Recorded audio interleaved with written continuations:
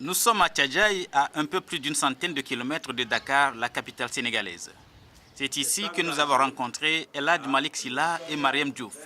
Tous deux sont atteints de la filariose lymphatique, communément appelée éléphantiasis, qui cause le grossissement de certains membres du corps.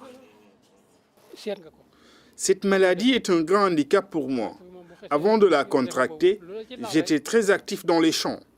Mais actuellement, mes activités sont au ralenti.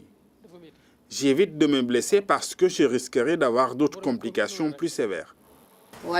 Si j'ai bonne mémoire, j'étais jeune quand j'ai contracté cette maladie. Je venais juste d'avoir mes 3 enfants.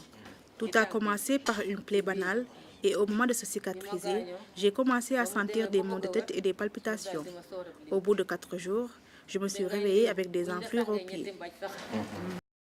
L'éléphantiasis fait partie des 17 infections qualifiées par l'OMS de maladies tropicales négligées à cause du manque d'attention à leur endroit alors qu'elles continuent d'handicaper ou de tuer.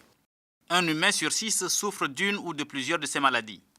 Plus d'un demi-million de personnes en meurent chaque année dans le monde, dont plus de 90% en Afrique. Dans une zone où il existe 2 voire 3 de ces maladies-là, une fois dans l'année, nous nous organisons pour distribuer à l'ensemble de la population exposée à ces maladies-là des traitements qui sont des traitements sûrs, des traitements efficaces que nous recevons de la part de firmes pharmaceutiques qui nous appuient dans le cadre de la lutte.